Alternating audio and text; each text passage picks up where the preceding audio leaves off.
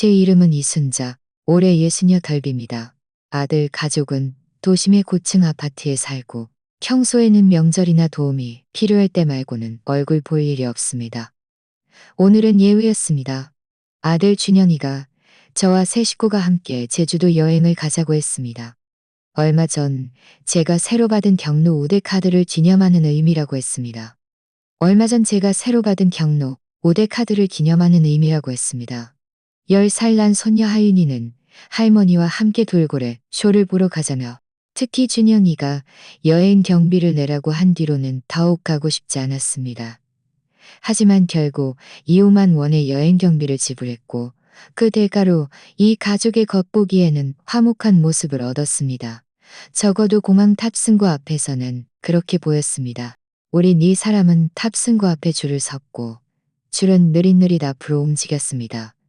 준영이는 여권을 든 채 고개를 숙여 메시지를 확인하고 있었는데 얼굴에는 짜증스러운 기색이 역력했습니다. 며느리 김지혜는 가방을 뒤적이며 탑승권을 찾고 있었습니다. 오직 하윤이만 잔뜩 신이 나서 비행기 타면 구름 위로 별도 보이나요? 하고 연신 제잘거렸습니다. 그리고 저는 여권을 쥐고 그들 뒤에 서서 수능적인 노인처럼 보이려 했었습니다.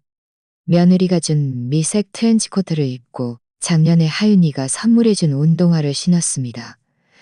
귓가에는 공항방송, 아이들의 울음소리, 캐리어 끄는 소리가 들렸습니다. 모든 것이 정상적이고 심지어는 지루하게 느껴졌습니다. 우리가 탑승권 스캔하는 곳에 거의 다다랐을 때 하윤이가 갑자기 뒤를 돌아 저를 보았습니다. 평소와 다른 표정이었습니다. 무언가를 말하려다 삼키는 듯했습니다. 아이는 발꿈치를 들고 제게 바싹 다가와 작은 목소리로 말했습니다. 할머니, 저 화장실 가고 싶어요. 같이 가주실 수 있어요? 저는 순간 멈칫했습니다. 아이는 이런 자리에서 저에게 이렇게 매달리는 법이 없었습니다. 저는 아이의 얼굴을 내려다보았는데 아이는 시선을 피하고 입술을 가늘게 떨고 있었습니다. 그 순간 제 마음이 알 수 없는 불안감으로 쿵내람으로 쿵내려 할 수 없는 불안감으로 저는 고개를 끄덕이며 탑승권을 주머니에 넣고 아이와 함께 화장실 쪽으로 걸어갔습니다. 여자 화장실로 들어서자 아이는 평소처럼 칸으로 바로 들어가지 않고 저를 끌고 가장 안쪽 칸으로 들어갔습니다. 아이는 문을 닫고 잠근 뒤 몸을 돌렸는데 이미 속눈썹에는 눈물이 그렁그렁 맺혀 있었습니다. 할머니, 아이의 목소리는 아주 작았습니다. 저, 할머니께 드릴 말씀이 있어요. 제 심장이 한 박자 느려졌습니다. 저는 고개를 숙여 나지막이 물었습니다. 아이는 입술을 깨물며 아주 큰 결심이라도 한 듯 하더니 이내 말했습니다. 할머니, 비행기 타면 안 돼요. 아빠 엄마가 할머니를 해치려고 해요. 제 머릿속이 윙하는 소리와 함께 온몸이 그 자리에 얼어붙었습니다. 뭐라고 했니? 저는 엿들은 게 아니에요. 아이가 다급하게 말했습니다. 어제 아빠 엄마 방에 책가방 가지러 갔는데 지퍼가 고장 나서요. 그런데 욕실에서 아빠 엄마가 이야기하는 소리가 들렸어요. 문이 안 닫혀 있었고 제가 없는 줄 아셨나 봐요. 아빠가 비행기 안에서 할머니를 쓰러지게 하자고 했어요. 엄마는 물에 타면 아무도 모를 거라고 했고요. 할머니가 쓰러지면 나이가 많아서 고혈압 때문이라고 할 거래요. 저는 목이 바싹 마르고 숨쉬기가 답답해지는 것을 느꼈습니다. 아이는 말을 이어나갔고 말은 점점 빨라졌습니다. 비행기 안에서 갑자기 생긴 일은 아무도 따지지 않을 거라고 했어요. 설령 무슨 일이 생겨도 할머니 몸이 안 좋아서 그랬다고 할 거라고요. 누가 무슨 말을 할지도 다 정해놨어요. 할머니, 누가 무슨 말을 할지도 다 정해놨어요. 저는 아이를 빤히 바라보았습니다. 제 머리가 아직 완전히 상황을 파악하지 못했지만 이 아이가 이런 말을 해본 적이 없다는 것을 알았습니다. 아이가 크게 뜬 눈에서 제가 본 것은 거짓말하는 개구쟁이의 모습이 아니라 공포였습니다. 정말 확실하니 저는 목소리를 가다듬으려 애썼습니다. 아이는 고개를 끄덕이무려 애썼습니다. 아이는 고개를 끄덕였고 눈물이 뚝뚝 떨어졌습니다. 네? 다른 깊이 숨을 들이쉬고 쭈그려 앉아 않았습니다. 할머니가 안 가신다고 말할 용기가 없었어요. 할머니가 안 가신다고 말할 용기가 없었어요. 아주 잘했어. 내 공주님. 너는 정말 용감해. 아이는 제 품에 가볍게 몸을 웅크렸고 어깨가 심하게 떨렸습니다. 저는 아이의 등을 토닥이며 심장이 천둥처럼 뛰었지만 억지로 생각을 정리했습니다. 아이를 진정시켜야 했고 이 모든 것이 그들에게 들키지 않도록 해야 했습니다. 너 먼저 나가렴. 저는 나지막이 말했습니다. 우리 둘이 같이 화장실에 갔다고 해. 긴장한 티 내지 마. 알겠지? 아이는 힘껏 고개를 끄덕이고 눈물을 닦고 코를 훌쩍인 다음 문을 열고 서둘러 나갔습니다. 저는 그 작은 화장실 안에 서서 손에 쥔 탑승권을 꽉 쥐었습니다. 손가락 마디가 하얗게 질렸습니다. 그 순간 저는 전례 없는 한기를 느꼈습니다. 평생을 바쳐 키운 아들이 정말로 사리를 품었다니, 정말로 사리를 품었다니. 5분 후 저는 화장실을 나와 천천히 카운터로 걸어갔습니다. 죄상 직원에게 말했습니다. 죄송합니다만 갑자기 좀 어지럽고 혈압이 불안정해서요. 의사 선생님이 비행에 적합하지 않다고 혈압이 불안정해서요. 의사 선생님이 비행에 적합하지 않으해서. 저는 손을 흔들며 긴장했지만 침착한 목소리로 말했습니다. 탑승 게이트가 닫힐 때 저는 대기 구역 가장 끝에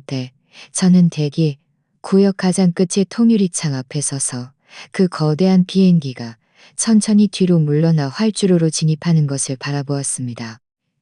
제 손바닥은 땀으로 축축했고 귓가에는 하윤이의 울먹이는 듯한 작은 속삭임이 맴돌았습니다. 할머니, 비행기 타면 안 돼요. 저는 준영이와 지혜에게 몸이 좋지 않아 표를 취소했다고 말하지 않았습니다. 그들은 제가 이미 모든 것을 알고 있다는, 지금 저는 공항 조용한 구석의 긴 의자에 앉아 저 멀리 이륙하는 비행기를 바라보며 마치 어떤 보이지 않는 균열이 제 가정 안에 빠르게 번지고 있는 것을 보는 듯했습니다. 이것은 단순한 다툼이 아니었습니다. 재정적 압박으로 인한 오해도 아니었고 세대 간의 생활 방식 차이도 아니었습니다. 이것은 살인이었습니다. 저는 휴대폰 화면에 찍힌 하윤이의 구제중 기록을 내려다보았습니다. 집에 돌아왔을 때 막 해가 저물기 시작했습니다. 저는 작고 아담한 여행 가방을 들고 익숙한 낡은 집으로 들어섰습니다. 문 잠금쇠가 찰칵하고 닫히며 하루 종일 바깥의 소란스러움을 모두 차단했습니다. 현관에 서서 신발을 벗는데 문득 짐이 별로 없다는 것을 깨달았습니다. 본래는 4박 5일의 가족 여행이 되어야 했을 것이 결국 혼자 집으로 돌아오는 피난길이 되어버렸습니다. 아이는 제가 이미 이웃집 김씨에게 부탁하여 그의 누님 쪽 친척이 공항에서 하윤이를 돌봐주고 아이가 혼자 공항을 나설 때 제가 믿을 수 있는 곳으로 데려다 주도록 조치했다는 것을 모릅니다. 그것이 지금 제가 유일하게 안전을 확신할 수 있는 방법이었습니다. 저는 외투를 벗어 문 뒤에 걸었습니다. 집은 소름 끼칠 정도로 고요했고 마치 제 숨소리가 들리는 듯했습니다. 집은 소리가 벽에 부딪히며 메아리치는 소리가 들리는, 마치 아무 일도 없었다는 듯이 시간을 계속해서 헤아리고 있었지만 저는 방금 치밀하게 계획된 죽음의 문턱에서 도망쳐 나왔습니다. 앉자마자 저는 소파 속으로 완전히 파묻혔습니다. 이 미색 소파의 쿠션은 이미 약간 꺼져 있었고 등받이 부분의 천도 낡아 무늬가 희미해져 있었습니다. 준영이가 어릴 때 그 위에서 뛰어놀던 웃음소리가 아직 공기 중에 남아있는 것 같았지만 저는 차탁 위에 놓인 몇 권의 장부와 통장이 든 작은 플라스틱 상자를 끌어와 무릎 위에 놓았습니다. 모두 낡아서 가죽 가장자리는 살짝 말려 올라갔고 표지에 붙은 스티커 글씨도 발에 있었습니다. 그것들은 지난 세월 동안 가장 익숙한 저의 동반자였습니다. 아들의 전화보다 규칙적이었고 남편의 안부 인사보다 진실했습니다. 첫 번째 장부를 펼쳤습니다. 표지에는 1997년이라 첫 번째 장부를 펼쳤습니다. 표지에는 1997년이라고 적혀 있었습니다. 준영이가 결혼한 해였습니다. 저는 석 달 전부터 돈을 모으기 시작했습니다. 신혼여행 경비도 제가 냈습니다. 일본 홋카이도로 가는 여행이었습니다. 그때 준영이가 말했습니다. 엄마, 지혜가 비행기를 타본 적이 없대요. 한 번만 도와주세요. 저희가 돈 벌면 꼭 갚을게요. 저는 말했습니다. 갚을 것 없어. 가족끼리 무슨 갚고 말고 할 게 있니? 그 다음은 신혼집 계약금이었습니다. 저는 이를 악물고 그 조상대대로 물려받은 집을 담보로 대출을 받아 6천만 원을 마련했습니다. 엄마, 걱정 마세요. 우리 둘이 열심히 살게요. 저는 웃으며 말했습니다. 믿는다. 정말 믿었습니다. 2001년 차를 바꿀 때였습니다. 준현이는 김지혜가 임신해서 원래 그 작은 승용차가 안전하지 않다고 했습니다. 저는 3천만 원을 내어 그들에게 짙은 회사가 시비로 바꿔주었습니다. 2007년 준영이가 투자에 실패했습니다. 준영이가 투자에 실패했습니다. 사기당했다고 했고 자금 회전이 필요하다고 했고 자금 회전이 필요하다고 했습니다. 저는 고향 땅을 팔아 1억 1천만 원을 주었습니다. 2012년 어린 손녀가 태어났습니다. 2020년 준현이가 해고 다녔을 때 저는 돈을 내어 그의 카드빚 2개를 갚아주었습니다. 그는 말했습니다. 엄마, 정말 엄마한테 말하고 싶지 않았는데 엄마 말고는 누구한테 부탁해야 할지 모르겠어요. 저는 아무 말 없이 카드를 가져가 빚을 갚아주었습니다. 마지막 페이지를 넘겨 저는 서랍에서 연필을 꺼내 구석의 숫자를 적었습니다. 9억 5,600만 원. 저는 눈을 깜빡였습니다. 이 숫자가 낯설게 느껴졌습니다. 금액이 커서가 아니라 문득 이 돈이 제 평생의 월급, 저축, 그리고 퇴직금을 합한 것과 거의 같다는 것을 깨달았기 때문입니다. 저는 거의 40년의 청춘을 분필과 바꾸어 얻은 돈을 노후 자금으로 저축하거나 노후를 위한 집을 사는 데 쓴 것이 아니라 비행기 안에서 저를 죽이려 했던 아들에게 한켜버린 듯 했습니다. 그 순간 저의 모든 돈 2푼 주었습니다. 집안 한쪽이 무너져 내리는 것 같았습니다. 마치 거대한 짐승 한쪽이 무너져 내리는 것 같았습니다. 저는 장부를 덮었고 손가락은 여전히 떨렸습니다. 옆에 쌓인 메모지 더미에서 옅은 노란색 한 장을 뽑아 몇 글자를 적은 다음 장부 표지에 붙였습니다. 결국 이런 식으로 돌아왔구나. 저는 그 문구를 오랫동안 멍하니 바라보았습니다. 밖에서 갑자기 자동차 지나가는 소리가 들려 저도 모르게 고개를 들었습니다. 하늘은 이미 완전히 어두워졌고 커튼 틈새로 새어들어오는 바깥 불빛이 저를 창문에 비추었습니다. 머리가 약간 흐트러지고 얼굴에 피로가 가득한 늙은 여자. 손에는 장부를 든 채 마치 누군가가 자신의 운명을 심판해 주기를 기다리는 듯한 모습이었습니다. 하지만 지금 저를 심판할 사람은 아무도 없었습니다. 제가 스스로 심판해야 했습니다. 제가 스스로 심판해야 했습니다. 저는 소파에서 일어나 책상으로 걸어가 서랍에서 검은색 서류철을 꺼냈습니다. 그 안에는 저희 퇴직증, 주택등기권리증, 은행거래 내역, 그리고 한비권리증, 은행 내역, 그리고 한대역, 그리고 한대역. 지금 보니 그저 찢어버리고 싶을 뿐이었습니다. 하지만 찢지 않았습니다. 그저 다시 서류철에 넣고 힘껏 잠금쇠를 채운 다음 서류철 전체를 서랍에 넣어 잠갔습니다. 준영이네는 제가 아무것도 모른다고 생각할 것입니다. 그들은 제가 갑자기 몸이 안 좋아져서 탑승을 취소했다고 생각할 것입니다. 그들은 몇 번 더 친절하게 설득하면 제가 예전처럼 어떤 위임장을 작성하고 어떤 합리적인 정리를 해줄 거라고 생각할 것입니다. 하지만 이번에는 더 이상 그들을 믿지 않을 것입니다. 소파 위의 장부는 조용히 놓여 있었고 마치 제 인생에 대한 심판을 마친 증인 같았습니다. 그리고 저는 마침내 깨달았습니다. 살인은 오늘 시작된 것이 아니었습니다. 그것은 이미 여러 해 전부터 돈을 빌리고 기회를 맞추고 시간을 끌고 가족이라는 가면을 쓴 채 조금씩 저를 벼랑 끝으로 밀어붙이고 있었습니다. 그날 밤 저는 한숨도 자지 못했습니다. 나이가 들어 이제는 심장이 쉽게 동요하지 않을 것이라고 생각했습니다. 하지만 사실은 사람이 완전히 죽지 않는 한 그 작은 고통은 영원히 반응하는 법입니다. 저는 거실의 나무 소파에 앉아 벽시계가 똑딱거리는 소리를 들었습니다. 마치 못이 망치로 한 번씩 제 가슴을 두드리는 것 같았습니다. 저는 화장실에서 하윤이가 했던 말을 계속해서 떠올렸습니다. 단어 하나하나가 가슴에 박힌 바늘처럼 뽑히지 않았습니다. 저는 준영이에게 전화하지 않았고 어떤 전화도 받지 않았습니다. 그저 기다렸습니다. 그저 기다렸습니다. 그저 기다렸습니다.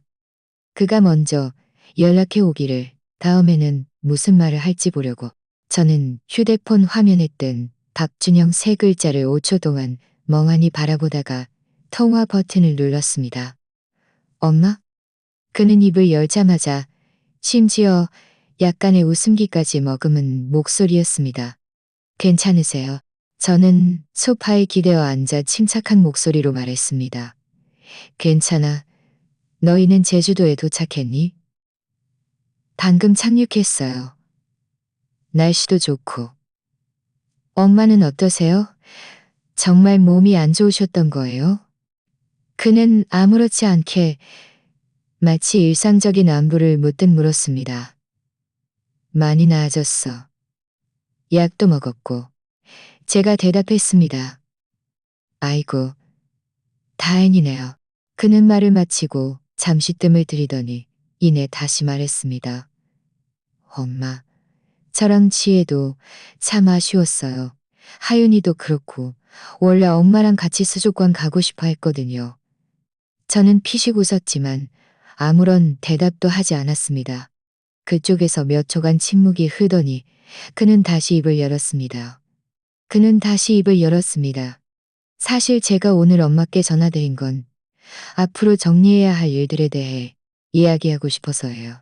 엄마도 연세가 있으시니 저희가 좀 더 일찍 준비하는 게 엄마한테도 저희한테도 좋을 것 같아요. 무슨 것들이? 그러니까 예를 들어 집의 등기 권리증이라든지 은행 업무, 그리고 엄마 쪽 보험이나 의료카드, 몇몇 계좌 같은 것들이요. 이거 아시잖아요. 요즘 많은 것들이 위임이 필요해요. 안 그러면 나중에 무슨 일이 생겼을 때 저희가 처리하기도 번거롭고요. 저는 바로 대답하지 않았습니다. 제가 굳이 이런 걸 꺼내는 게 아니에요. 그는 서둘러 덧붙였습니다. 근데 저희가 이번에 비행기 타면서도요. 기가 이번에 비행기 타면서도 좋습니다. 엄마가 정말 몸에 문제가 있다면 나중에 엄마 일을 누가 처리하겠어요? 저는 나지막이 콧방귀를 뀌었습니다. 엄마, 너무 오해하지 마세요. 다른 뜻은 없어요. 그냥 천천히 생각해 보시라는 거예요. 저희 돌아오면 같이 앉아서 정리하는 것도 괜찮고요. 그래야 다들 마음이 편하잖아요. 그래야 다들 마음이 편하잖아요. 저는 그의 이어진 말들을 들으며 갑자기 한기를 느꼈습니다. 그는 어제 비행기가 왜 취소되었는지, 뭐 취소되었는지 묻겠습니다. 그가 말한 것은 오직 정리, 오직 위임, 오직 처리뿐이었습니다. 저는 눈을 감고 마음속에 작은 떨림을 억누르며 나지막이 말했습니다. 그 일들은 내가 생각해 볼게. 너희들 돌아오면 얘기하자. 좋아요. 그는 웃으며 말했습니다. 그때 저희가 엄마 맛있는 거 사드릴게요. 제가 대답했습니다. 그럼 나 먼저 끊을게. 관광버스 타러 일찍 일어나야 해서. 네, 조심하세요. 전화가 끊기는 그 순간 제 손가락은 이미 마비된 듯 했습니다. 저는 천천히 휴대폰을 내려놓으며 마치 폭풍우 속에서 막 빠져나온 듯한 기분이었습니다. 그 어떤 말도 악의적이지 않았지만 그 달콤한 독약 같은 부드러움이 진정한 위협보다 저를 더 섬뜩하게 만들었습니다. 저는 이 아들을 압니다. 어릴 때 집에서 숙제를 하고 몰래 사탕을 먹고 공놀이를 하다 다치고 결혼해서 딸을 낳고 집과 차를 바꾸는 모습을 다 보았습니다. 이 목소리가 너무나 익숙했습니다. 엄마, 당신은 더 이상 우리 마음속 사람이 아니에요. 당신은 자산이고 처리해야 할 위험이며 미리 대비해야 할 변수일 뿐입니다. 그는 멈출 생각이 없었습니다. 실패한 비행기 사건은 그들의 첫 번째 방법일 뿐이었습니다. 저는 소파에서 일어나 부엌으로 가서 물 한 잔을 따랐습니다. 손은 여전히 떨렸습니다. 저희 세대 사람들의 관념 속에서 아들은 곧 운명이었습니다. 그를 키우기 위해 저는 교사 월급을 아끼고 과외비를 그에게 주었으며 심지어 퇴직하던 해에 받은 보너스까지 그의 사업 시작 자금으로 주었습니다. 그가 언젠가 저를 이 세상에서 미리 없애려 할 것이라고는 상상조차 해본 적이 없습니다. 하지만 지금 그는 후회하는 기색도 없이 다른 방식, 다른 전략으로 계속 밀어붙일 작정이었습니다. 그는 서두르지 않았습니다. 그는 이미 여러 해를 기다려왔습니다. 그는 제가 아직 아무것도 모르는 늙은 여자라고 생각하고 예전처럼 몇 마디 달콤한 말에 속아 열쇠, 비밀번호, 서명 권한까지 모두 넘겨질 비밀번호. 저는 소파에 다시 앉아 손가락으로 장부 표지를 더듬었습니다. 문득 머릿속에 한 문장이 떠올랐습니다. 엄마, 나중 일도 생각해야지. 우리 귀찮게 하지 말고. 이 말은 그가 처음 한 말이 아니었습니다. 대략 5년 전 그는 이미 한 번 말한 적이 있습니다. 그때 저는 정간이뼈가 부러져 입원했는데 병실 밖에서 지혜가 그에게 말하는 것을 들었습니다. 어머니가 정말로 언젠가 무슨 일이야. 그 집은 어떻게 되는 거야. 유언장도 안 써놨는데. 그 집은 어떻게 되는 거야. 그저 고개를 수대쿠하지 않고. 그저 고개를 숙여 않고. 그저 고개를 숙여 않고. 지금 생각해보니 그것이 아마 계획의 첫걸음이었을 것입니다. 그 순간 저는 한 가지를 깨달았습니다. 이것은 단순한 오판이 아니었습니다. 이것은 수년간 계획된 인수였습니다. 저의 신뢰에서부터 저의 계좌, 저의 생명에 이르기까지 모든 것이 그들에게 수확해야 할 대상으로 여겨지고 있었습니다. 그들은 이미 미래를 위한 경로를 그려놓았고 저만 제자리에 서서 어리석게도 가족의 정의, 자족의 정의, 정의, 저족의 정의, 정의. 제주도에서 돌아온 지 사흘째 준영이가 제게 카카오톡 메시지를 보냈습니다. 하윤이가 요즘 풀이 죽어 있는데 제가 여행을 같이 가지 않아서 그렇다고 했습니다. 메시지 끝에는 이런 말이 덧붙여져 있었습니다. 엄마, 이번 주말에 저희 같이 저녁 식사할까요? 하윤이 생일인데. 저는 바로 답장하지 않았습니다. 식탁에 앉아 달력을 넘겨보니 하윤이 생일이 지난달 말이었던 것이 확실했습니다. 그날 저는 일부러 퍼즐 상자를 사서 선물했고 직접 쓴 카드를 아이의 작은 차들을 사서 선물했고 그들이 저를 달래러 오는 것이었습니다. 제가 차가워졌다고 느껴 다시 달래려 하는 것이었습니다. 하지만 이번에는 제가 단순히 초대받은 손님이 될 수 없었습니다. 제가 이 식사를 주최해야 했습니다. 저는 준영이에게 답장했습니다. 토요일에 내가 예약할게. 할머니가 쏜다. 그리고 저는 근처 한식당에 전화해서 룸을 예약했습니다. 사람이 많고 시끄러워서 제가 말할 때 표정 변화에 약했습니다. 토요일이 되자 저는 약 30분 일찍 식당으로 가서 테이블 위에 메뉴판을 바꾸고 제가 가져온 와인 한 병을 가운데 놓았습니다. 그것은 제가 오래전 한 학생 학부모에게서 받은 선물인데 한 번도 따지 않고 장식장에 보관해둔 것이었습니다. 심지어 좋은 와인인지조차 확신할 수 없었습니다. 제가 원한 것입니다. 제가 원한 것은 맛이 아니라 병 입구가 완벽하게 밀봉되어 있었고 미리 누군가 손댔을 위봉되어 있었고 이 식사를 하고 나면 더 이상 예전의 가족 식사가 아닐 것이라는 것을 알았습니다. 지금부터 우리는 금이 간 가족이 아니라 같은 식탁에 앉아 각자의 속셈을 품은 상대였습니다. 문이 열리고 준영이가 하윤이의 손을 잡고 들어서며 웃으며 말했습니다. 엄마, 오늘 정말 성대하게 차려놨네요. 한식당 눈까지 잡고 생일 파티예요? 저는 자리에서 일어났습니다. 하윤이는 10살이었습니다. 딱 10살이 되었네요. 지혜는 외투를 벗으면서 케이크 상자를 테이블에 놓으며 웃으며 말했습니다. 어머니, 이렇게까지 신경 쓰실 필요 없으셨는데 케이크는 저희가 이미 주문해 놨었어요. 저는 고개를 끄덕이고 하윤이 곁으로 다가가 나지막이 말했습니다. 생일 축하해, 내 공주님. 하윤이의 얼굴에는 오랜만에 환한 미소가 피어났고 저를 가볍게 안았습니다. 하지만 아이가 조심스럽게 안는 것을 느낄 수 있었습니다. 마치 무언가를 경계하는 듯했습니다. 저는 아이의 등을 토닥였습니다. 저는 아이의 등을 토닥였습니다. 준영이는 2가지 요리를 시킨 후 메뉴판을 지혜에게 건넸습니다. 지혜는 몇 가지 담백한 요리를 주문하고는 저에게 특별히 물었습니다. 어머니, 요즘 위는 어떠세요? 너무 매운 건 피해야 할까요? 저는 빙긋 웃으며 말했습니다. 네가 시키면 돼. 내 몸이 그렇게 약하지 않아. 종업원이 나간 후 저는 일부러 말했습니다. 종업원이 나간 후 저는 일부러 말했습니다. 오늘처럼 모이기 힘든 날이니 내가 술 한 병 가져왔어. 다 같이 한 잔 마시면서 하윤이 건강하게 자라라고 축하해주자. 저는 와인 오프너로 코르크 마개를 천천히 돌리며 담담하게 말했습니다. 계속 놓아두고 마시지도 않았어. 명절 때 마시려고 아껴뒀지. 지혜가 자진해서 일어나 와인병을 받아들며 말했습니다. 어머니 앉아 계세요. 제가 따를게요. 저는 거절하지 않고 그저 제 잔을 옆으로 반 병 정도 옮겼습니다. 그는 각 잔의 와인을 따랐습니다.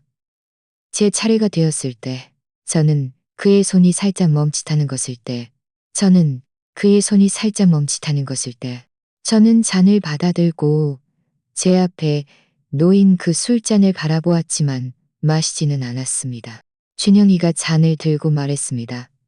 우리 하윤이 생일 축하하고 엄마도 건강하세요. 저는 웃으며 고개를 끄덕였습니다. 고맙다. 그들은 마셨습니다.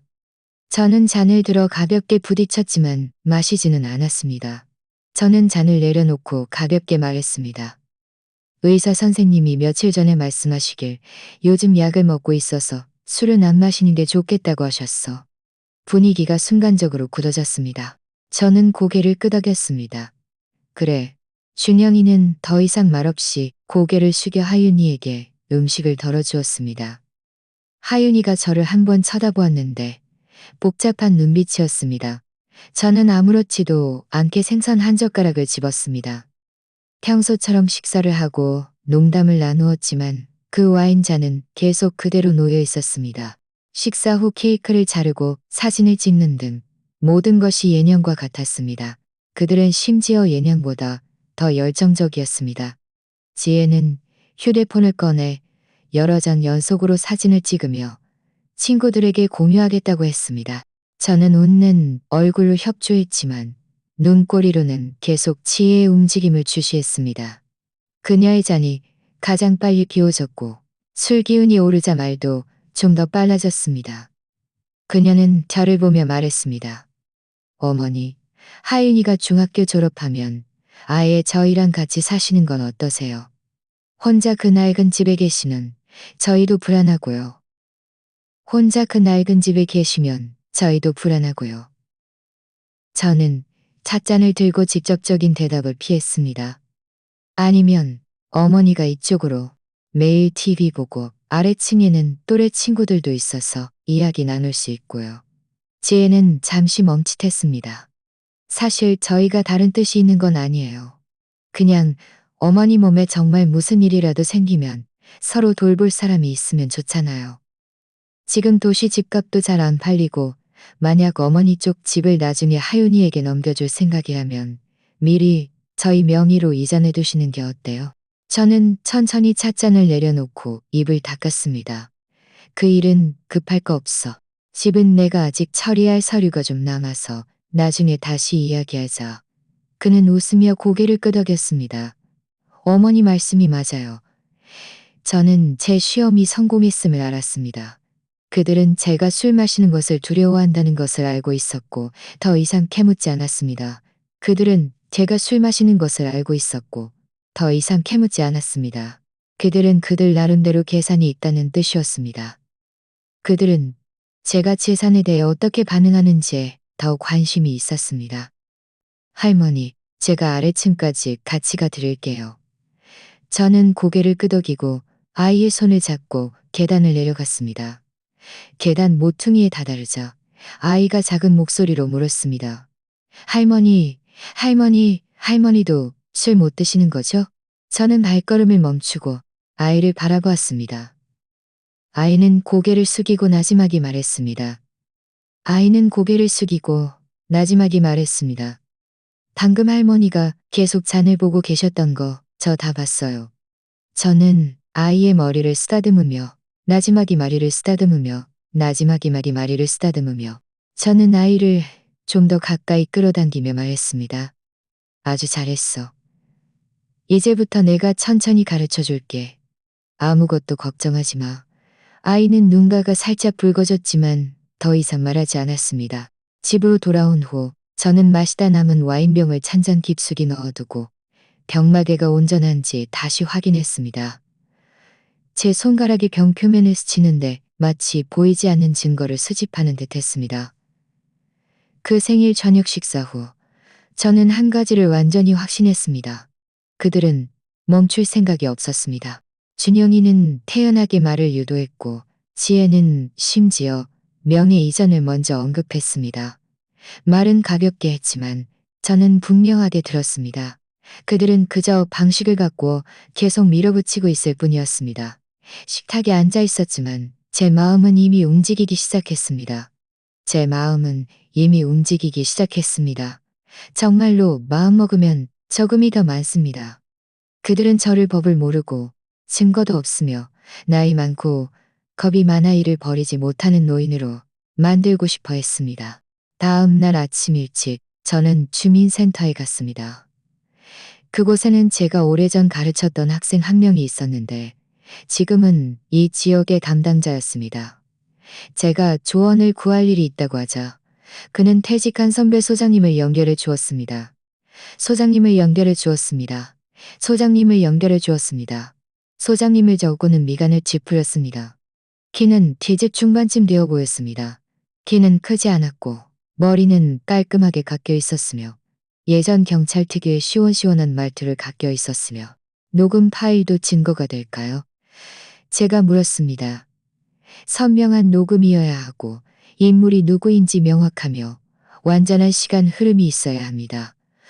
그가 말했습니다. 그가 기침하는 소리만 녹음하거나 그녀가 사라지면 편해진다. 같은 말만 녹음해서는 안 됩니다. 사람들이 들었을 때 듣자마자 그가 무엇을 하려는지 명확히 알 수 있어야 합니다. 그럼 제가 유도해서 그들 스스로 말하게 하면요? 소장님은 저를 한 번 보더니 눈빛에 존경심이 더해졌습니다. 어머니, 정말 똑똑하시네요. 하지만 조심하셔야 할 것이 유도 신문식 녹음은 강요가 되어서는 안 되고 이야기를 지어내 그들을 겁주어서도 안 됩니다. 그들이 말하는 대로 따라가면서 그들 스스로 목적을 말하게 해야 합니다. 저는 고개를 끄덕였습니다. 휴대폰 녹음도 괜찮을까요? 그지만 들키지 않도록 조심하십시오. 그는 들키지 않도록 조심하십시오. 그는 잠시 멈칫하더니 다시 말했습니다. 그리고 되도록 혼자 행동하지 마십시오. 제가 주민센터를 나설 때 햇살은 따스했고 하늘은 지나치게 파였습니다.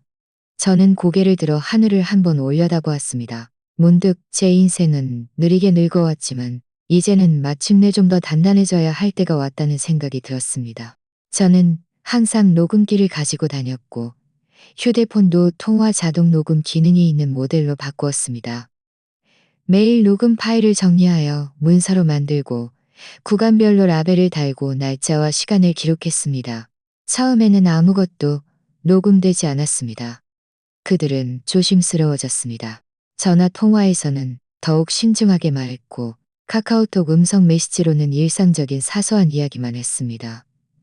지혜는 심지어 먼저 제게 건강 관리에 대해 이야기하며 자신이 새로 본 한약 처방이 제 불면증에 도움이 될 수 있다고 했습니다.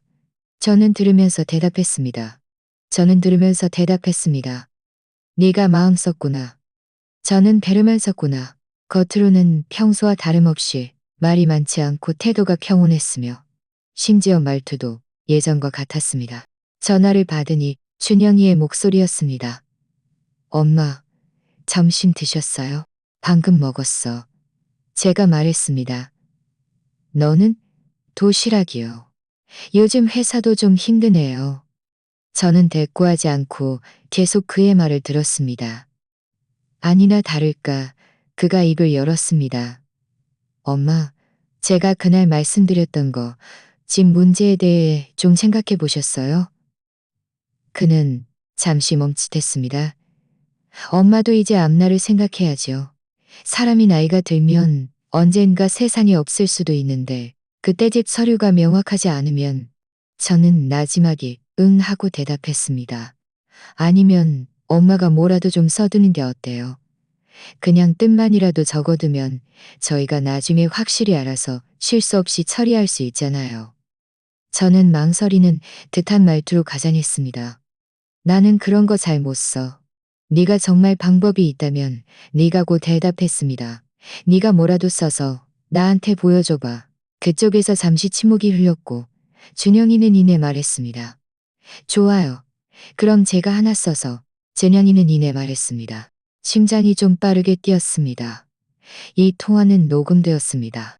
그의 엄마도 이제 앞날을 생각해야죠. 사람이 나이가 들면 언젠가 세상에 없을 수도 있는데 그때 집 서류가 명확하지 않으면 이라는 말은 비록 보통 사람들이 흔히 하는 노인에 대한 배려처럼 들렸지만 전후 사정을 고려하면 이미 단순한 조언이 아니었습니다. 그는 제가 이 원장을 쓰기를 원했고 집의 향방을 미리 정해두기를 원했고 집의 향방을 미리 정해두기를 원했습니다. 저는 평생 글을 써왔기에 한 단어 뒤에 한 단어 뒤에 한 단어 뒤에 한 단어 뒤에 아니 그들은 여러 해를 기다려왔습니다. 저녁에 저는 녹음 파일을 다시 들으며 그 대화를 정리하여 잘 보관했습니다. 저는 심지어 암호화된 USB를 구입하여 메일의 녹음 파일을 그곳에 저장하고 부엌의 살통 밑에 숨겨두었습니다. 부엌의 살통 밑에 숨겨두었습니다.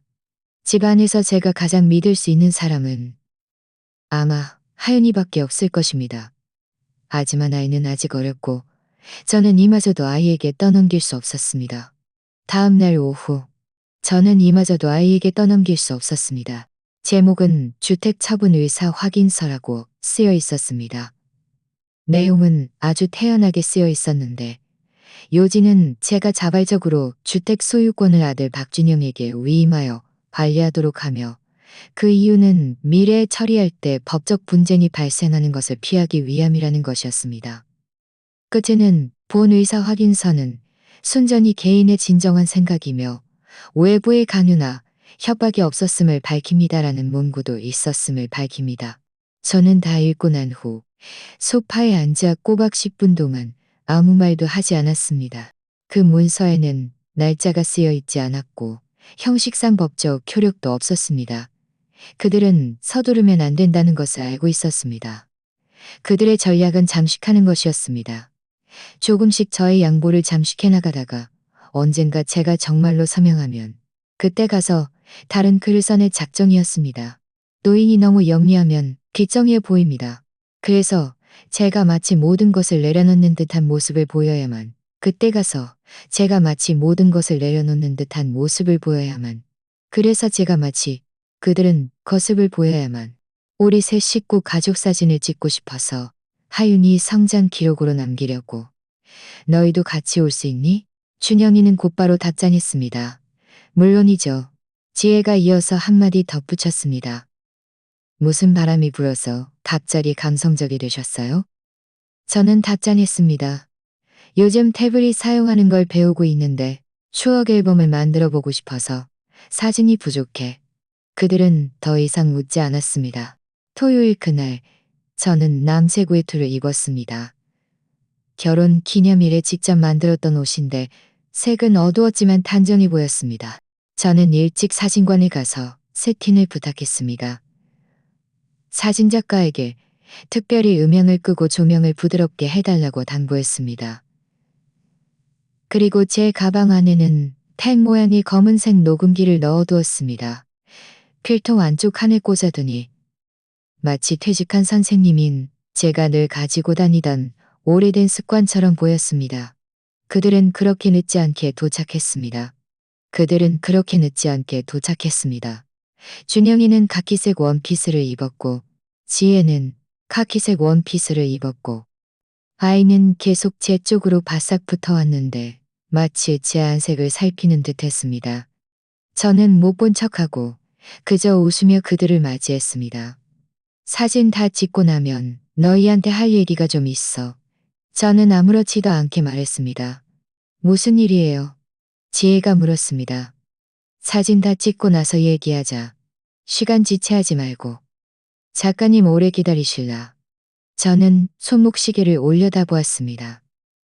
우리는 자리를 잡고 몇 잔위를 잡고 몇 잔위를 잡고 내다보았습니다. 한 장은 전통적인 서 있는 자세, 한 장은 소파에 둘러앉은 모습, 그리고 한 장은 저와 하윤이 단독 사진이었습니다. 사진작가는 큰 사이즈로 인화하여 액자로 만들 수 있다고 했습니다. 저는 나중에 다시 고르겠다고 고개를 끄덕였습니다. 사진 촬영이 끝난 후 우리는 사진관 옆 카페에 앉았습니다. 저는 일부러 차를 주문하느라 그들이 다른 것을 주문하느라 정신 팔리지 않도록 했습니다. 엄마, 무슨 일이라고 하셨어요? 준영이가 물었습니다.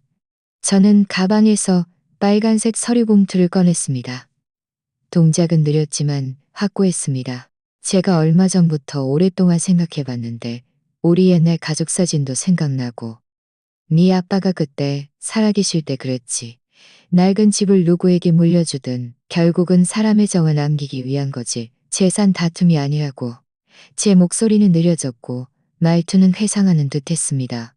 저는 그 의상하는 듯했습니다. 저는 굳어졌습니다. 저는 그 의사 확인서 초안을 꺼내 테이블에 놓았습니다. 나는 집을 하윤이에게 주려고 해. 나중에 아이가 공부하고 가정을 이루려고 해. 제가 생각한 걸 좀 적어봤어. 초안이야. 너희가 한번 봐봐. 저는 문서를 건넸습니다. 그는 열어서 고개를 숙여 읽었습니다. 저는 일부러 덧붙였습니다. 내가 나이가 들어서 절차도 잘 모르고 혹시라도 무슨 일이 생겨서 아무도 돌볼 사람이 없을까봐 걱정돼. 너희가 보고 고칠 부분이 있는지 봐줄 수 있니? 그는 몇 줄을 읽고는 입을 열었습니다. 어머니, 이거 너무 직접적으로 쓰신 거 아니에요? 하윤이가 아직 10살이라 아이 이름으로 집을 해두는 건 좀 불편해요. 뭐가 불편하다는 거니? 저는 의아한 척했습니다.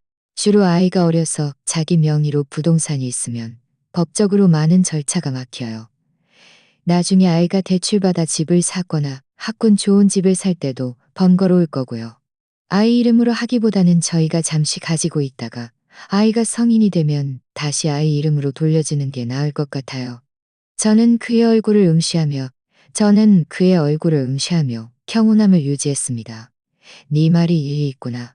저는 천천히 고개를 끄덕였습니다. 저희가 아예 집을 공동 소유 방식으로 하는 건 어때요?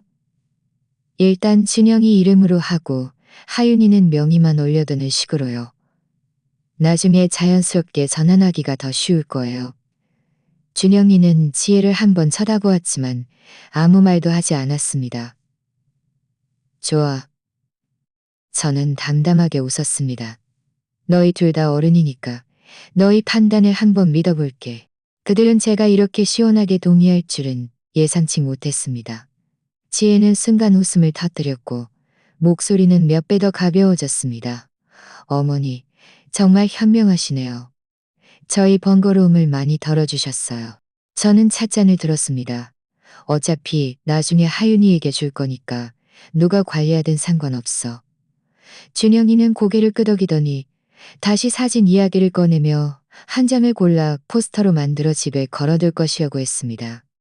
저는 들으면서 간간히 웃었지만 마음속에는 아무런 동요도 없었습니다. 저는 이미 제가 원하던 것을 얻었습니다. 그 팽역 녹음기는 여전히 제 가방끈 안쪽 칸에 끼워져 안정적으로 작동하고 있었습니다. 저희가 잠시 가지고 있다가 공동 소유 방식, 아이가 성인이 되면 다시 아이 이름으로 돌려주는 게 라는 말들이 모두 선명하게 녹음되었습니다. 저는 마음속으로 알고 있었습니다. 그들은 제가 죽는 것을 두려워하는 것이 아니라 제가 죽기 전에 정리를 제대로 해두지 않을까봐 두려워하는 것이었습니다. 다시 말해, 그들은 제가 세상을 떠나기를 기다리는 것이 아니라 제가 협조하기를 기다리고 있었던 것입니다. 사진관에서 집으로 돌아오는 길 내내 하윤이는 차 뒷좌석에 앉아 저를 계속 몰래 쳐다보았습니다. 저는 아이 귀에 가까이 대고 나지막이 말했습니다. 오늘 아주 잘했어. 아이는 고개를 끄덕였지만 얼굴에는 아직 가시지 않은 긴장감이 남아 있었습니다. 저는 아이의 손을 토닥이며 다른 말은 하지 않았습니다. 또 다른 주말 저는 먼저 모두에게 저녁 식사를 대접하겠다고 제안했습니다. 이번에는 특별한 이날쯤이다. 이번에는 특별한 이유를 읽지만 그것은 단지 핑계하지 않았습니다. 생일도 명절도 어떤 축하 명목도 없었습니다. 그저 명목도 없었습니다. 진짜 목적은 제가 지난번 식사 자리에서 그 술잔의 진실을 확인할 기회를 얻는 것이었습니다. 지난번 지혜가 먼저 저에게 술을 따라 주었을 때 제가 약을 먹어서 마실 수 없다고 하자 그녀의 눈빛은 순간 당황한 기색을 보였습니다. 그녀는 가볍게 말했지만 저는 분명히 들었습니다. 그럼 주스를 보였습니다. 그럼 주스라도 마시세요라는 말은 걱정이 아니라 서둘러 감추려는 의도였습니다. 이번에는 그들이 계속 저에게 쓰려는 의도였습니다. 이번 식사는 우리 집에서 더 가까운 조용하고 아늑한 한식당을 선택했습니다. 작은 식당은 시끄럽지 않았고 분위기는 온화했으며 손님도 드물어 편안한 가족 식사에 딱 좋았습니다. 식탁에 막 앉자마자 지혜는 휴대폰을 꺼내 하윤이에게 용돈을 주겠다고 했습니다. 저는 말했습니다. 정식으로 식사하자. 아이들은 먼저 배불리 먹어야지. 준영이가 저에게 물었습니다. 엄마, 술 좀 드셔보실래다. 지혜가 그제야 고개를 들었는데 목소리가 확연히 빨라졌습니다. 준영아. 엄마, 매실주는 알코올 도수가 너무 높아. 엄마 약 드시고 계시잖아. 저는 눈 하나 깜빡하지 않고 그저 살짝 미소 지었습니다. 네가 기억력이 참 좋네. 그는 잠시 멈칫하더니 고개를 숙여 매실주를 확인했습니다. 저는 고개를 끄덕였습니다. 조금만 맛볼게. 9시까지는 괜찮겠지. 맛보세요. 이건 머리가 안 아파요. 저는 그 옅은 노란색 액체를 바라보며 살짝 흔들었습니다. 막잔을 들려던 순간 옆에 있던 하윤이가 갑자기 소리냈습니다. 할머니, 약 먹으면 술 마시면 안 된다고 하지 않았어요? 그 순간 지혜의 얼굴은 굳어졌습니다. 그녀는 억지로 웃으며 목소리를 가볍게 바꾸었습니다. 맞다. 내가 깜빡했네. 그 깜빡했다는 말투는 아무리 들어도 정말 잊은 것 같지 않았습니다. 오히려 대사를 잘못 말하고 서둘러 수습하려는 듯했습니다. 저는 폭로하지 않고 그저 잔을 내려놓고 웃으며 말했습니다. 이 나이에 더 이상 너희에게 보살핌을 받을 수는 없지. 준영이는 분위기를 완화시키려 말했습니다. 엄마, 무슨 말씀을 그렇게 하세요? 그게 무슨 보살핌이에요? 저희는 엄마 몸이 힘드실까봐 걱정돼서 그런 거죠. 맞아요. 지혜가 이어서 말했습니다. 저희도 좋은 뜻으로 한 거예요. 저는 고개를 끄덕이고 찻잔을 들어 따뜻한 차를 한 모금 마셨습니다. 나는 너희가 좋은 뜻이었다고 믿어. 이번 식사에서 그들은 지난번보다 더 긴장이 있었습니다. 저는 그것을 알아차릴 수 있었습니다. 그들은 더 조심스럽게 행동하려 했지만 조심할수록 커점이 드러나기 쉬웠습니다. 저는 찻잔을 돌리며 마음속으로 생각했습니다. 그녀가 두려워하는구나. 지혜가 두려워하는구나. 지혜가 두려워하는구나. 그녀는 더 이상 나에게 술을 따를 용기가 없어. 내가 술을 마시고 문제가 생길까봐, 그리고 내가 또 거절할까봐. 그들은 내가 자신들이 그려놓은 함정 속으로 한 걸음씩 걸어 들어와 명예 이전 서명하고 말 잘 듣고 조용히 죽을 것이라고 생각했을 것이다. 하지만 지금 나는 그들 맞은편에 앉아 천천히 조리 있게 모든 말을 하고 있고 내 눈은 그들을 똑똑히 주시하고 있어. 나는 그들이 이미 당황하기 시작했다는 것을 알고 있어. 식사가 한창일 때 준영이가 갑자기 말을 꺼냈습니다. 엄마, 지혜가 다음 달에 직장을 옮겨서 다른 도시의 지사로 가게 될 것 같대요. 멀지는 않아요. 저희가 자리 잡으면 엄마를 모시고 가서 잠시 지낼까 해요. 저는 얼갈이 배추한 젓가락을 집어먹으며 말했습니다. 너희가 지금 사는 곳도 좋지 않니? 왜 또 옮기려고 하니? 왜 또 옮기는 게 아니라 발령이에요. 회사 내부 순환 근무요. 그럼 하윤이는 어떻게 할 거니? 저희랑 같이 가야죠. 저는 젓가락을 내려놓았습니다. 저는 담담하게 말했습니다. 너희는 어떻게 처리할 생각이니? 너희는 신경 쓸 필요 없어. 내가 일을 눕는 것도 괜찮아요. 돈은 저희가 관리해 드릴게요. 지혜의 젓가락이 살짝 멈칫했지만 고개를 들지 않았습니다. 저는 이때 사진 앨범을 꺼내 첫 페이지를 펼쳤습니다. 저와 하윤이의 사진이었는데 환하게 웃고 있었습니다. 봐봐. 우리 둘이 얼마나 닮았니? 저는 하윤이를 보며 말했습니다. 뒤도 똑같이 작고, 귀도 그렇고, 귀도 그렇고, 귀도 그렇고, 뒤도 그렇고, 귀도 그렇고, 귀도 그렇고, 귀도 그렇고. 저는 화장실에 간다고 말하며 자리에서 일어났습니다. 화장실로 들어서는 그 순간 저는 외투 주머니에서 녹음기를 꺼내 껐습니다. 맞다.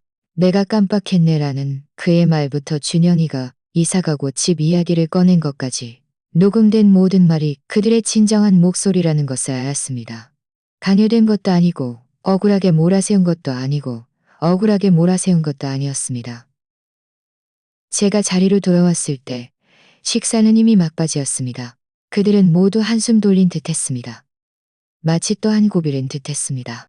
하지만 저는 알고 있었습니다. 그들의 속내가 이미 한 겹 한 겹 벗겨지고 있다는 것을. 저는 한 달을 꼬박 기다렸습니다. 한 달 동안 저는 모든 녹음 파일을 다시 한번 듣고 문장 하나하나를 텍스트로 옮겨 총 47페이지를 인쇄했습니다. 시간 순서대로 페이지 번호를 매기고 사진, 카카오톡 채팅 캡처 이미지, 하윤이가 그린 그림, 그들이 작성한 의사 확인서 초안, 그리고 하윤이에게 주려고 했던 가짜 유언장까지 저는 하나도 빠짐없이 파란색 파일 봉투에 넣었습니다. 이 파일 봉투는 제가 결혼하던 해에 가져갔던 혼수보다 더 무거웠습니다. 저는 이제 때가 왔다는 것을 알았습니다. 저는 김 소장님께 전화하여 다시 만나고 싶다고 말했습니다. 그는 주민센터 옆 카페에서 저를 기다리고 있었습니다. 그는 회색 체크무늬 셔츠를 입고 있었고 손에는 평소처럼 보온병을 쥐고 있었습니다. 준비되셨습니다. 그가 저에게 물었습니다. 준비되셨습니다. 어머니 혼자서 다 하신 겁니까? 네, 저 혼자 했습니다. 제가 대답했습니다. 정말 대단한 용기시네요. 저는 가볍게 웃었습니다. 그들이 건드리려 한 것은 제 목숨입니다. 용기 없이는 어떻게 되겠습니까? 우리는 앉아서 잠시 차를 마셨습니다. 그가 말했습니다. 어머니의 이 자료는 적어도 한 가지를 명확히 보여줍니다. 아드님과 며느리가 어머니께 자산이 있다는 것을 명확히 알고 있는 상황에서 어머니가 미리 자기 주권을 포기하도록 계획적으로 시도했으며 그 과정에서 여러 차례 의심스러운 유도와 해를 끼치려는 의도가 있었음을요. 이론적으로는 이 정도면 사건을 접수하기에 충분합니다. 하지만 한 거는 뜻인가요? 하지만 하지만 한 가지 충분합니다. 하지만 한 가지 중요한 연결고리가 빠져 있습니다. 무엇이 빠져 있나요? 저희가 어머니를 도와 상황을 만들 수 있습니다. 그들이 어머니가 마음을 돌려 집과 은행 계좌를 완전히 넘겨줄 의향이 있다고 믿게 하는 거죠. 그리고 그 대화에서 그들이 핵심적인 몇 마디를 말하면 저희는 이것이 사전 모의임을 확정할 수 있습니다. 저는 그의 눈을 응시했습니다. 그러니까 제가 또 한 번 그들이 본심을 드러내게 해야 한다는 말씀이다. 그러니까 제가 또 한 번 그들이 본심을 드러내게 해야 한다는 말씀이세요. 제가 한마디 한마디 말할 테니 그들이 직접 자기 입으로 말하게 하겠습니다. 그날 오후 저는 집에 돌아와 하윤이를 부엌으로 불렀습니다. 아이는 동그란 안경을 쓴 채 숙제를 하고 있었는데 미간을 찌푸리고 있었습니다. 제가 불렀을 때 아이는 고개를 들었고 제 목소리가 평소와 다름을 알아차렸습니다. 하윤아, 할머니가 앞으로 몇 가지 일을 할 거야. 네가 완전히 이해하지 못할 수도 있어. 하지만 어떤 일이 있어도 너는 아무 말도 하면 안 돼. 메시지도 보내면 안 돼. 아이는 고개를 끄덕이며 작은 목소리로 물었습니다. 그 사람들을 상대해야 하는 거예요. 상대하는 게 아니야. 우리 자신을 보호하는 거야. 제가 아빠 엄마를 해치게 되는 걸까요? 저는 아이를 바라보았고 눈가가 순간 시큰거렸습니다. 아니야. 너는 아무 잘못도 없어. 아이는 입술을 깨물고 고개를 숙였습니다. 저는 아이의 머리 위를 쓰다듬었습니다. 너는 이미 정말 대단한 아이란다. 일주일 후 상황이 모두 준비되었습니다. 저는 먼저 준영이에게 전화하여 제가 몇 가지 일을 다시 생각해 보고 싶다고, 어쩌면 지난번에 너무 예민했던 것 같다고, 그들과 함께 앉아 어떻게 정리할지 잘 이야기해 보고 싶다고 말했습니다. 그는 그쪽에서 곧바로 동의했고 심지어 안도하는 듯한 가벼운 목소리였습니다. 엄마, 진작 그렇게 말씀이다. 엄마, 진작 그렇게 말씀하시지 그랬어요. 저는 베란다에 서서 휴대폰을 귀에 대고 멀리 회색빛 푸른 하늘을 바라보았습니다. 그들이 익숙하다 못해 너무나 잘 아는 그곳이었습니다. 소장님은 제게 작은 녹음기 2개를 설치해 주었습니다. 하나는 제 라디오 안에 숨겨져 있었고 다른 하나는 TV 장면 멀티탭기에 놓였습니다. 또 다른 소형 카메라는 커튼 주름 사이에 설치되었습니다. 쉽게 발견하기 어렵지만 소파 정면을 선명하게 찍을 수 있었습니다. 저희가 정면을 선명하게 찍을 수 있었습니다. 결정적인 순간에 어머니는 그들을 유도해서 말하게 하세요. 저는 창밖의 가을 햇살을 바라보며 천천히 고개를 저었습니다. 두렵지 않아. 그들이 도대체 어디까지 말할 수 있는지 알고 싶을 뿐이야. 그들은 약속대로 왔습니다. 지혜는 새 헤어스타일을 하고 옅은 파란색 실크 블라우스를 입고 있었는데 방금 퇴근한 듯 보였습니다. 준현이는 평소처럼 과실주 2병을 가져왔는데 단 것을 좋아한다고 했습니다. 저는 먼저 지난번 의사 확인서 초안을 꺼내 수정했습니다. 혹시라도 나중에 내가 없으면 집은 너희가 알아서 처리해라. 돈도 누구에게 따로 남겨둘 필요 없어. 지혜의 눈빛이 확연히 번뜩였고 그녀는 자세를 바로 했습니다. 준영이가 초안을 받아들었습니다.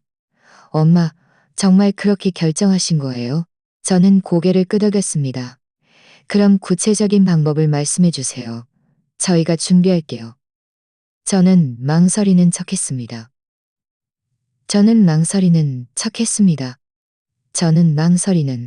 저는 망설이는 척했습니다. 지난번에 네가 공동 소유를 말했지? 그럼 네 이름으로 해두고 나중에 하윤이에게 넘겨줄게. 그럼 네가 나중에 제가 집을 팔고 싶어 한다고 생각하세요? 엄마가 저희에게 명확히 넘겨주기만 하면 저희는 엄마를 돌볼 의무가 있어요. 엄마가 언젠가 이 세상에 없게 되면 이 집은 저희 가족 것이 되는 거죠. 그때 하윤이가 성인이 되면 아이에게 넘겨주고요. 저는 아무 말 없이 고개를 숙여 찻잔을 만지작거렸습니다. 그리고 이렇게 하면 어머니도 번거로울 일이 없고요. 혹시라도 묻습니다. 그리고 이렇게 하면 혹시라도 묻습니다. 저는 나지막이 말하고 천천히 고개를 들었습니다. 알겠어. 너희 모두 내가 빨리 정리해두기를 바라는구나. 준영이가 웃었습니다.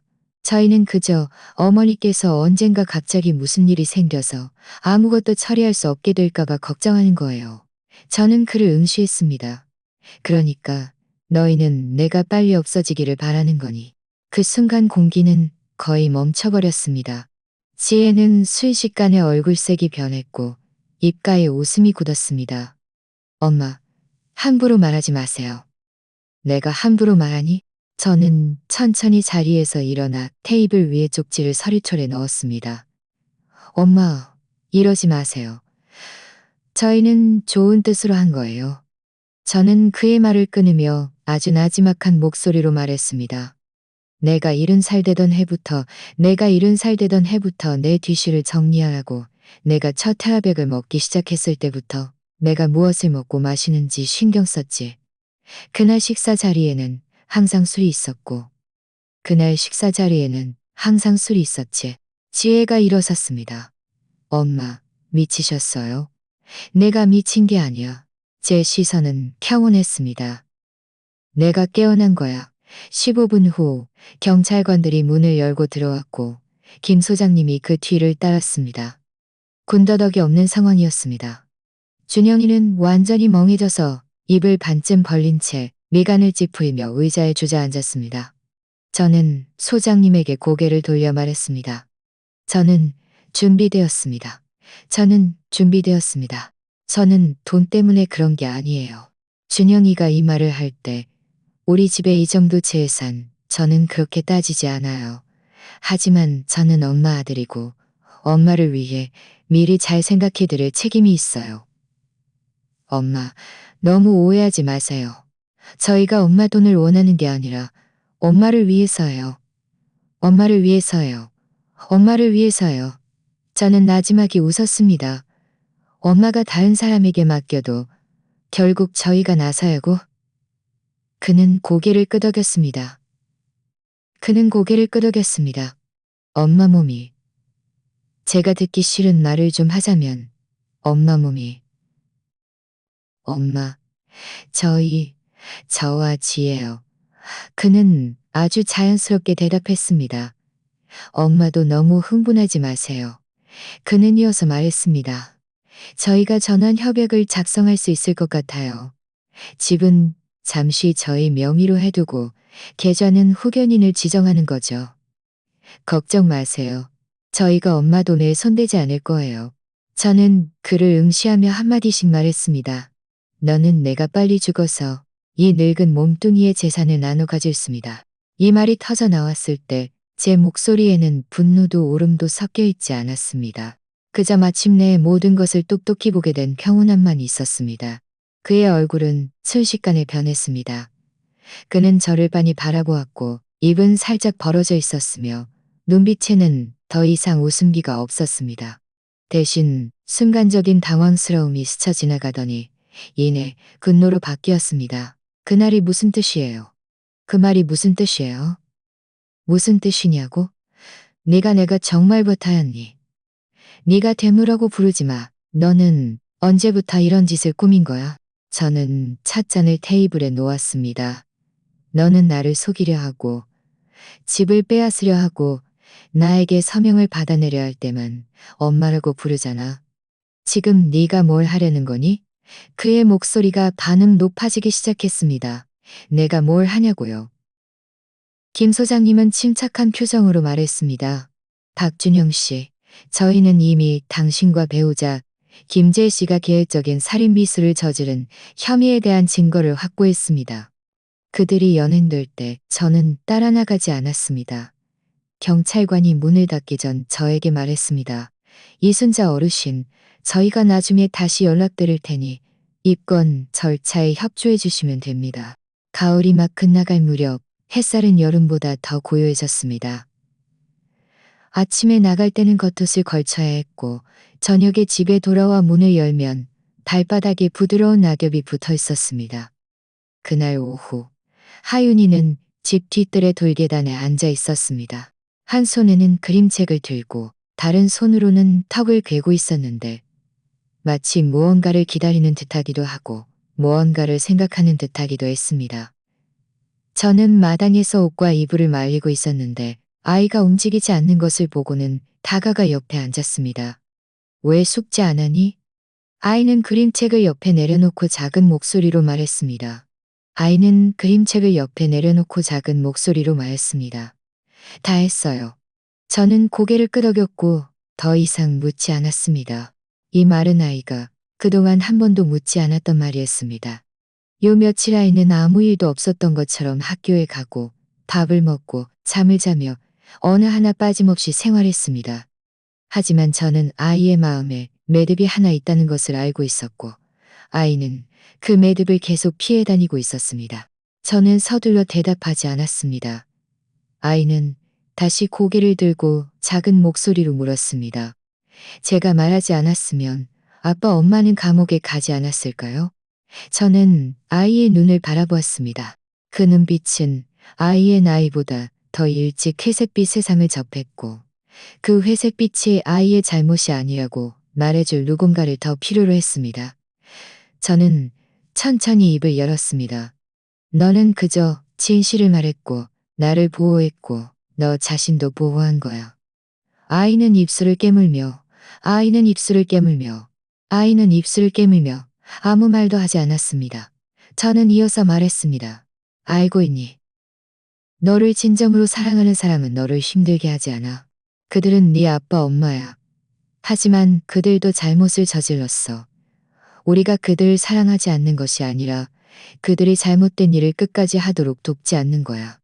아이는 나지막이 응 하고 대답했고 한참 후 다시 덧붙였습니다. 저도 나중에는 사람들을 보호하고 싶어요. 해치는 사람이 아니라. 저는 아이의 머리를 끌어당겨 제 어깨에 기대게 하고 아이의 머리 위를 천천히 쓰다듬었습니다. 그럴 거야.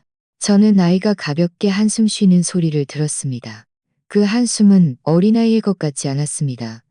마치 막 성장한 사람이 이 세상에 대한 첫 복잡한 인식을 얻은 듯 했습니다. 그날 오후 우리는 다시 집 안으로 들어가지 않고 뒤뜰의 돌계단에 앉아 있었습니다. 햇살은 나뭇잎 사이로 스며들어 아이의 신발 앞코, 제 무릎, 그리고 담벼락에 얼룩진 있기 위해 조금씩 덜어졌습니다.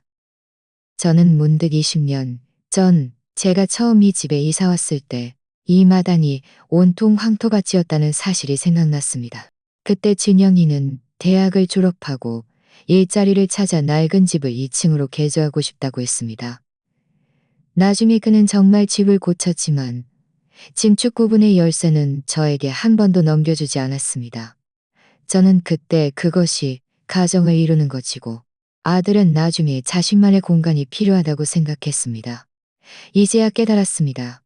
어떤 것들은 처음부터 자신을 위한 퇴로를 마련해둔 것이었다는 것을요. 하지만 괜찮습니다.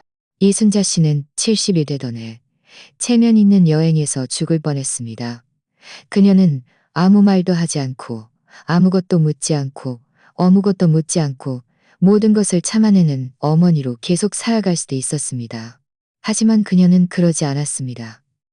그녀는 고요한 눈으로 사람의 마음을 꿰뚫어 보았고 침착한 손으로 자신의 삶을 지켜냈습니다. 그녀는 자신의 삶을 지켜냈습니다.